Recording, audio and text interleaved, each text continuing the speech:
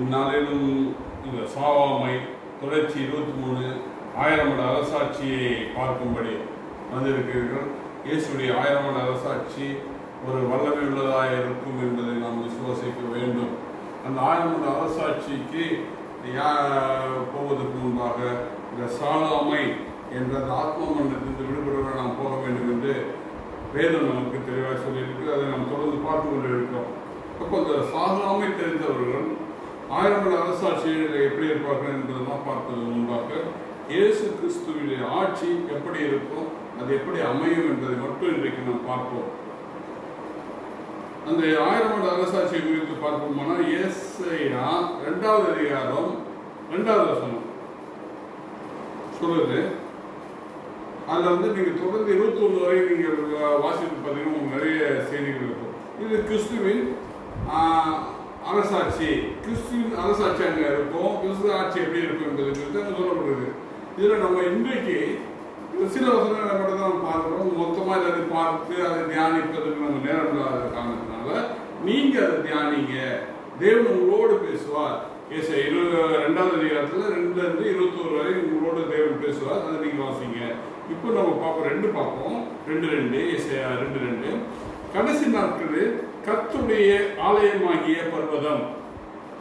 பர்வதம் என்றால் அவருடைய மலை என்று சொல்லப்படுகிறது. பர்வதம் என்று மலையை குறிக்கிறது. மலைக்கும் கடைசி நாட்களில் கர்த்தருடைய ஆலயமாகிய பர்வதம் என்று சொல்லப்படுகிறது.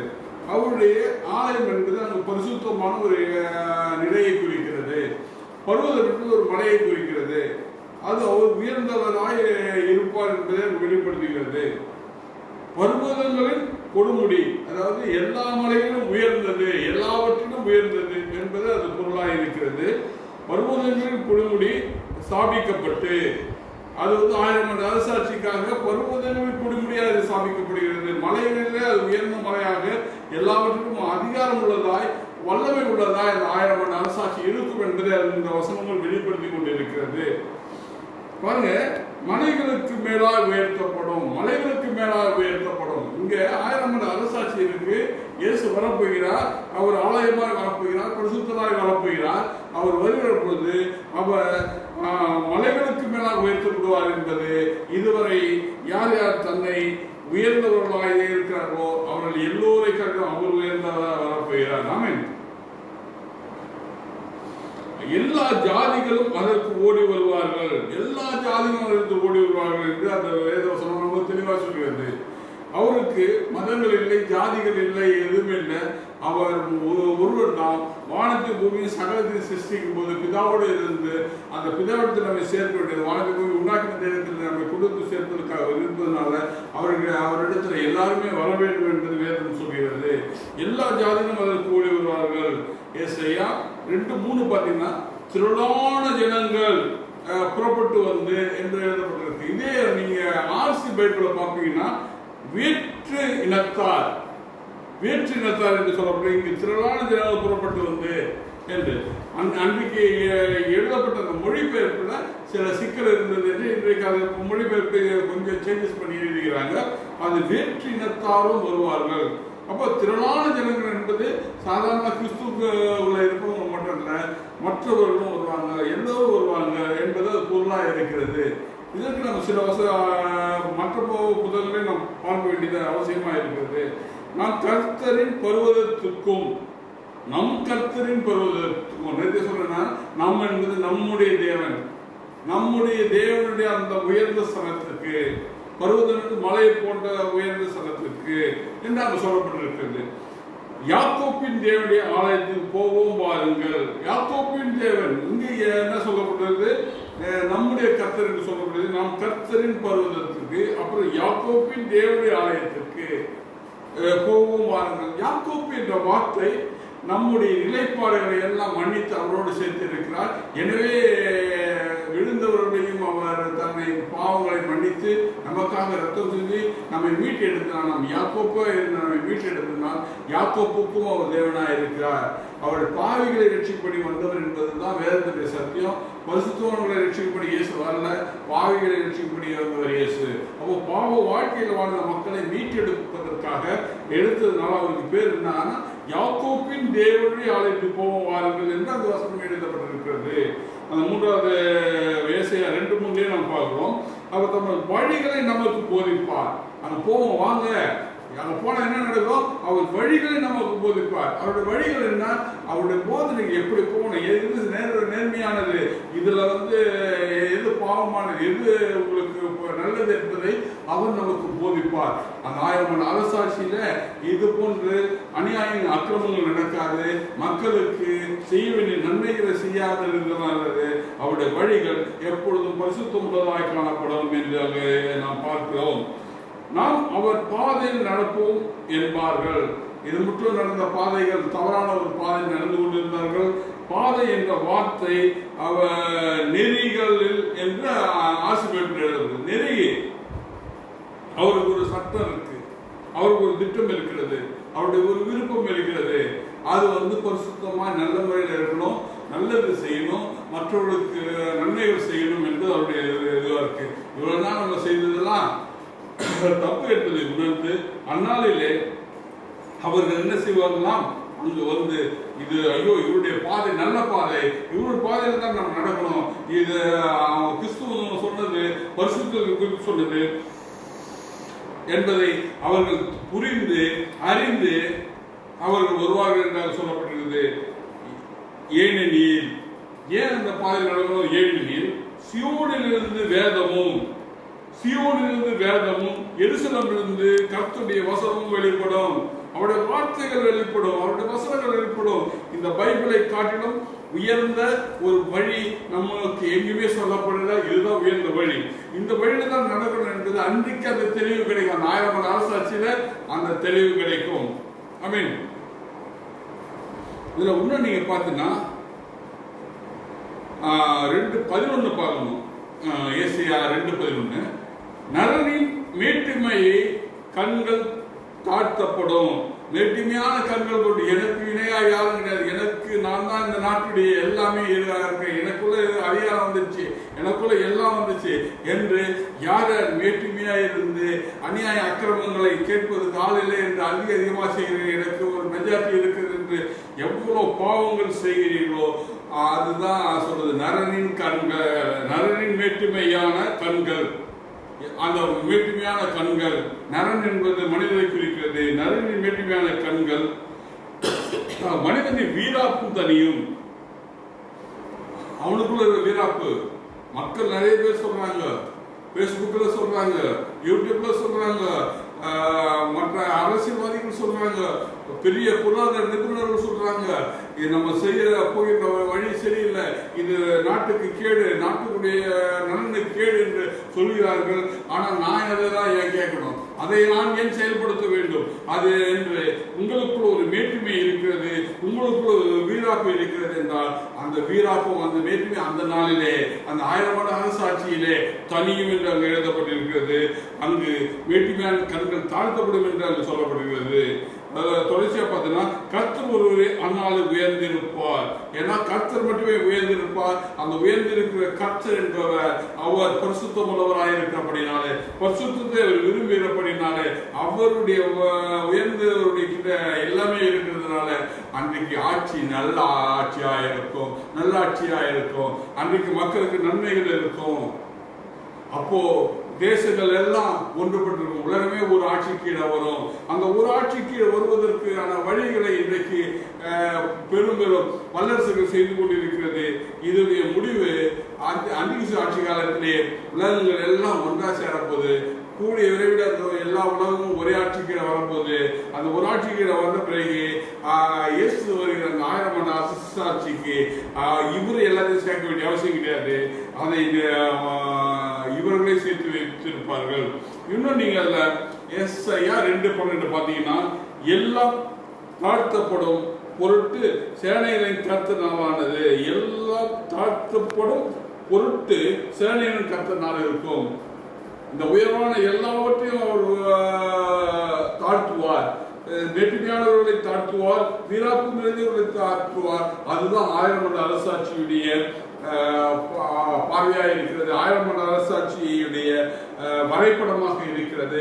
அதை உங்கள் கண் முன்னால் நிறுத்திவிட்டு நம்ம அந்த 1000 ஆண்டு அரசாட்சியை நாம் தொடர்ந்து பார்க்க விரும்புகிறோம். அதனால இன்றைக்கு அதனுடைய வரைபடம் அது எப்படி இருக்கும், அது மிகுந்த சந்தோஷமாக இருக்கும். அதில் சொல்லப்படுவது பெருமையும் மேற்றுமையானவை எல்லாவற்றிற்கும் மேலாக, பெருமையும் வேற்றுமையும் போன்ற எல்லாவற்றுக்கும் மேலாக உயர்ந்தவைகள் எவைகளோ அவைகளுக்கு மேலாக, உயர்ந்தவை எல்லாவற்றுக்கும் மேலாக அந்நாளிலே கர்த்தருடைய ஆட்சியானது இருக்கும் என்று சொல்லப்படுகிறது. இங்கு நாம் 2 விதமான காரியத்தை பார்த்தோம். பெருமையும், பெருமை என்பது நம்முடைய இருமாப்பு என்ற வார்த்தை தான் பெருமை என்று சொல்லப்படுகிறது. நம்ம செய்கிறது இருமாப்பான காரியம் என்பதை நாம் நினைவு கூற வேண்டும். இது தவறான பாதை, நீ போற பாதை தப்பு, இந்த பாதையில போகாத என்று சொன்னாங்கன்னா அந்த நம்ம ஏற்றுக்கொள்ளாம நாம இருக்கிறது ஒரு இருமாப்பு. அது மட்டும் இல்ல, 2வது மேட்டுமை என்று சொல்வது செருக்கு. செருக்கு என்பது என்னது? செருக்கு சொல்ல தெரியாது, மேட்டுமை சொன்னா நமக்கு புரியும். நான் தான், எனக்கு தான் அதிகாரம், எனக்கு தான் எல்லாமே, என்னால் அது முடியும், என்னால் இது முடியும் என்று அந்த செருக்கோடு அந்த மேட்டுமையோடு இருக்கிறது எல்லாம் உடைய அனைவரும் தாழ்வார்கள். அப்படி உள்ளவர்கள் தாழ்வார்கள். அதெல்லாம் 1000 ஆண்டு அரசாட்சியில தேவனுடைய நாளில இப்படிப்பட்டவர்கள் இருக்க மாட்டார்கள். மக்கள் நிறைய பேர் சந்தோஷப்படுறீங்க, மகிழ்ச்சி. ஐயா அந்த நாள் சீக்கிரம் வரட்டுமே. இன்னைக்கு இருக்கிற இந்த வேற்றுமையானவர்கள், இருமாப்புள்ளவர்கள், இவங்க எல்லாம் அன்னைக்கு இருக்க மாட்டாங்கன்னு சொல்றீங்களே, அப்படிப்பட்ட ஒரு நாள் வருமா என்று நிறைய பேர் சந்தோஷமா பார்த்து கொண்டிருக்கிறீர்கள். நிச்சயமா அப்படிப்பட்ட ஒரு நாள் வரப்போகிறது. அந்த நாள் தான் 1000 ஆண்டு அரசாட்சி.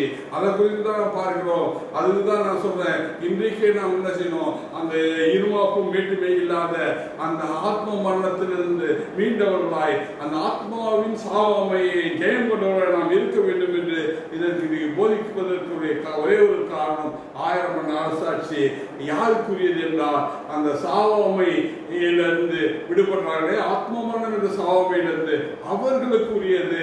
இந்த மேட்டுமையானவர்களுக்குரியது அல்ல, இந்த இருமாப்புள்ளவர்களுக்குரியது அல்ல.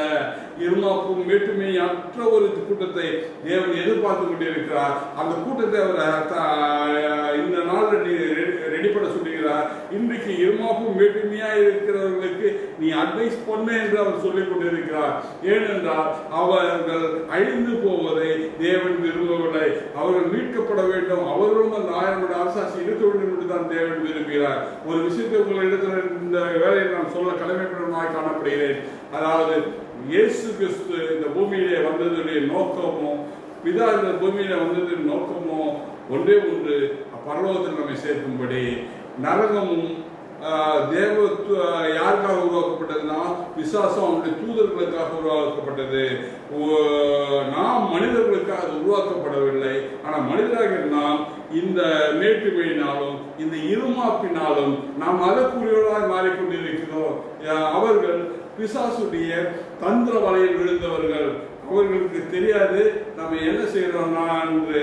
ஆனால் அவர்கள் எல்லோருமே பிசாசுடைய தந்திர வலையில் விழுந்து நரகத்துக்கு அவங்களை அழைத்து செல்ல வேண்டும் என்று பிசாசு விரும்பி அவர்களுக்கு கூட்டாளியாக அவர்களை தேர்வு செய்து கொண்டிருக்கிறான்.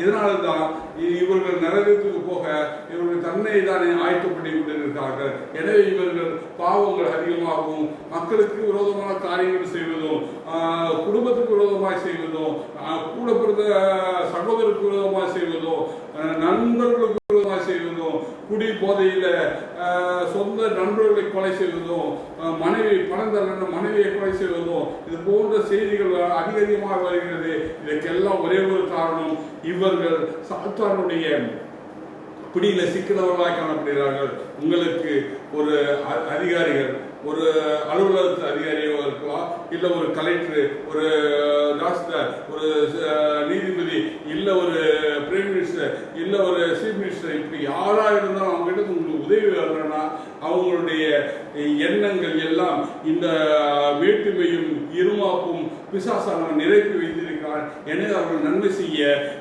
தகுதியற்றவர்கள். அவர்களிடத்தில் நன்மையை எதிர்பார்க்க முடியாது. நன்மை செய்ய வேண்டும் என்றால் இருதயம் சுத்தமாக்கப்பட வேண்டும். நீங்க ஏசாயா 24:14 என்ன சொல்லுதுன்னா, அவர்கள் சத்தமிட்டு கம்பீரிப்பார்கள். யார்? தேவனுடைய சமூகத்தில் இருக்கிற பிள்ளைகள், அவர் துருவத்தில் இருக்கிற பிள்ளைகள். அந்த ஆத்ம மரணத்தில், இரண்டாவது மரணமாக ஆத்ம மரணத்தில் விடுபட்டவர்கள் கம்பீரிப்பார்கள். கர்த்தர் மகத்துவம் நிமித்தம் சமுத்திலிருந்து ஆர்ப்பரிப்பார்கள். சமுத்திரத்தை போட்டு அவர்கள் ஆர்ப்பரிப்பார்கள். சமுத்திரத்தில் இருக்கிற கூட்டத்தை போல அவர்கள் இருப்பார்கள் என்பதுதான் சமுத்திரத்திலிருந்து ஆர்ப்பரிப்பார்கள் என்று மக்கள் கூட்டத்திலிருந்து அவர்கள் ஆர்ப்பரிப்பார்கள். ஏனென்றால் அவர்கள் சரியான பாதையை தெரிந்து கொண்டார்கள், சரியான வழியை தெரிந்து கொண்டார்கள். அந்த வழியை அவர்கள் செல்கிறதுனால அவர்கள் 1000 ஆண்டு அரசாட்சியிலே அவர்கள் ஆசீர்வதிக்கப்பட்டவராக இருப்பார்கள் என்பதை சொல்லப்படுகிறது. இதுல நீங்க ஏசாயா 24:23 சொல்லுது, அப்பொழுது சேனையும் காத்த சீயோன் மலையிலிருந்து எருசலேமையும் ஆளுகை செய்வார். அவர் சீயோன் மலையிலும் எருசலேமும் ஆளுகை செய்வார். சந்திரன் கலங்கும், சூரியன் நாணமடையும், அவருடைய மூப்பர்கள் முன்பாக மகிழ்ச்சி உண்டாகும். அவரை விரும்பின அவர்கள் முன்பாக எல்லாரும் மகிழ்ச்சி அடைவார்கள். எனவே நீங்கள் மகிழ்ச்சியானதை நோக்கி போக வேண்டுமா, இல்லை நரகத்தை நோக்கி செல்ல வேண்டுமா? சாவாமை தெரிந்தவர்களாய் உங்களுடைய ஆத்ம மரணத்தில் நீங்கள் விடுபட வேண்டுமா என்பதை நீங்கள் சிந்தித்துக் கொள்ளுங்கள். ஆத்ம மரணத்திற்குரிய காரியங்கள் நீங்கள் செய்து கொண்டிருப்பீர்களானால் அது விடுபடுவது உங்களுக்கு நல்லது. அதை விட்டு நீங்கள் நீங்குவது உங்களுக்கு நல்லது.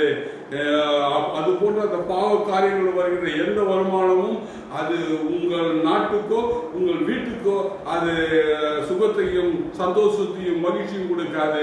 அது ஒரு சாபமானது என்பதை புரிந்து கொள்ளுங்கள். நன்மை செய்யுங்கள், நன்மை செய்யுங்கள், நன்மையானதை மட்டும் செய்யுங்கள். உங்கள் வாழ்க்கையும் உங்கள் குடும்பமும் மற்ற யாவும் ஆசீர்வதிக்கப்பட்டிருக்கும். 1000 அரசாட்சியிலும் நீங்கள் மகிழ்ந்து இருப்பீர்கள். உங்களுக்கு ஒரு மகிமை அங்கு கொடுக்கப்பட்டிருக்கும். எனவே நீங்கள் அதற்குரியவர்களாய் மாற வேண்டும் என்று உங்களை ஒப்பு கொடுத்து ஜெபிக்கிறேன். இந்த நேரத்தில் நம்ம தாழ்த்தி ஒப்பு கொடுப்போம். அப்பா, இப்போது மீண்டும் ஒரு விசை தேவனே, மத்திய 6:33 என்பது கரங்களை நாங்கள் ஒப்பு கொடுத்து ஜெபிக்கிறோம். உங்களுடைய வார்த்தையின்படி கர்த்தாவே, எரேமியா 1:9 இதோ கரம் நீட்டும் வாயத்துக்கு என் வார்த்தை நாவலை வைப்பேன் என்று அந்த வார்த்தையின்படி கர்த்தாவே இப்பொழுது ஆசீர்வதிப்பீராக. அப்போ நான் போய் சொல்ல மனிதன் மூலம் மனமாற மனுபுத்திரம் நான் சொல்லியும் செய்திருப்பேன். என் வசனத்தை நான் நிறைவேற்றாதிருப்பேன் என்று சொன்னேன். என்னாகும் 23:19 தேவனே, இந்த வார்த்தையை மத்திய 6:33 ஆஸ்வதிக்கிறாங்க. தேவனே, இன்றைக்கு நிறைய பேர் அதுக்காக ஒப்பு கொடுத்திருக்கிறாரு. அப்பா, அந்த ஆத்ம மரணத்துக்கு நான் விடுபட வேண்டும். அப்பா, இந்த பாவமான இந்த சாவமான காரியங்களை நான் செய்யக்கூடாது, அதிலிருந்து நான் விடுபட்டோம்னா வாழ வேண்டும் என்று அப்பா யார் யார் ஒப்பு கொடுத்தாரோ அவருடைய வாழ்க்கையும் அவருடைய குடும்பங்களும் அவருடைய சொந்த பந்தங்களும் அப்பா இவர்கள் மூலமாக ஆசீர்வதிக்கப்படுவதாக. முதலாவது தேவனுடைய ராஜ்யம், நீதி, இவர்கள் எல்லாம் கூட உலகத்துக்கு எல்லாம் கூட கொடுக்கப்படும் என்று சொன்னீரே. அப்பா, அப்படிப்பட்ட கூட இந்த உலகத்திலும் ஆசீர்வதிக்கப்படணும், பரலோகத்தில் ஆசீர்வதிக்கப்படணும். அப்பா, நீங்க குர்ஆன் எடுத்து சூரா 3:55-56 வாசித்து பார்க்கிற போது அதுல தெளிவாக எழுதப்படுகிறது. மரியத்தின் ஈசாவை ஏற்றுக்கொள்வது இம்மையிலும் மறுபடியும் ஆசீர்வதிப்பேன், இம்மையிலும் மறுபடியும் அவரை புறக்கணிச்சா இம்மையிலும் மறுபடியும் கடினமான தண்டனை கொடுப்பேன் என்று எழுதப்பட்டிருக்கிறது.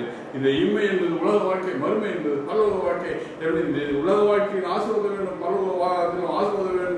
அந்த இயேசு எதற்காக ரத்தம் சிந்தினாரோ, எதற்காக மரித்தாரோ, நம் ஆத்மாவை மீட்க வேண்டும் என்று அவர் மரித்தது நோக்கத்தை நாமும் அவரோடு சேர்ந்து அதற்கு நம்மை ஆயத்தப்படுத்துகிற பொழுது நாம் ஆசீர்வதிக்கப்பட்டதாக இருப்போம். ஒவ்வொரு ஆசீர்வதிக்கும், ஒவ்வொருவருக்கும் சுகத்தை பலனளித்தாலும் அவருடைய பொருளாதார தேவைகளை சேர்ந்தியும் அவரோடு உடைய காலம், உடைய கிருபை, உடைய கரிசனை இருக்கிற தாவே. அப்பா, நான் பெசிபிக்கா ஒரு தனிப்பட்ட பிரேயருக்காக ஒன்றும் செய்யவில்லை. ஆனாலும் இன்றைக்கு அவர்களுடைய தேவைகள் இன்றைக்கு பூர்த்தியாகும் என்று நான் விசுவாசிக்கிறேன். ஏனென்றால் மத்திய 6:33 அதுதான் சொல்லுகிறது என்று நான் விசுவாசிக்கிறேன். எனவே உங்களை ஆசீர்வதித்து வழிநடத்தும் இந்த கிருபையும் உடைய கரிசனையும் உங்களோடு இருக்கட்டும். இயேசுவின் நாமத்தினால் பிதாவே, ஆமென். Praise Lord, praise Lord, praise Lord, praise Lord. Brother and sister, உங்களை கர்த்தர் ஆசீர்வதிப்பாராக.